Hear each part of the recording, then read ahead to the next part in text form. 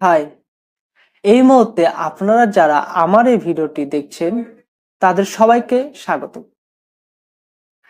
আজকে আমি টাকা আয় করার অনেক ভালো একটা উৎস নিয়ে কথা বলবো। সেই উৎসটি হচ্ছে মামলা।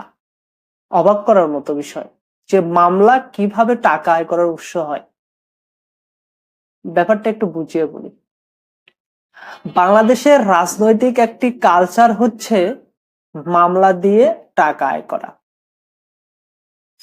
দেখেন, যখন একটি দল বাংলাদেশের সরকার গঠন করে তখন ওই দলের স্থানীয় নেতারা থানায় গিয়ে বিরোধী দলের নেতাদের নামে একটা মামলা সাজাবে।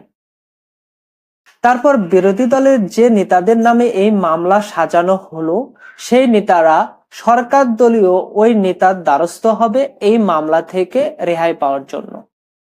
তখন সরকার দলীয় ওই নেতা ডিল অনুসারে, চুক্তি অনুসারে বিরোধী দলের ওই নেতাদের কাছ থেকে 1 লক্ষ, 2 লক্ষ, 3 লক্ষ, 5 লক্ষ, 10 লক্ষ অথবা সাধারণ লোকদেরও এই মামলার মধ্যে অ্যাড করে তাদের কাছ থেকেও 50,000, 1 লক্ষ টাকা নিয়ে মামলা থেকে নাম কেটে দেওয়া হয়। এভাবে একটা সরকার দলীয় নেতা বাংলাদেশের রাজনৈতিক কালচার অনুসারে কোটি কোটি টাকা ইনকাম করে। খুব ভালো একটি ব্যবসা। আপনার যদি কোনো সুযোগ থাকে এই ব্যবসাটি আপনিও করতে পারেন। ভিডিওটি ভালো লাগলে অবশ্যই আমার চ্যানেলটির পাশে থাকবেন। আপনাদের সাথে পরবর্তীতে আরো অনেক বিষয় নিয়ে কথা হবে। ধন্যবাদ।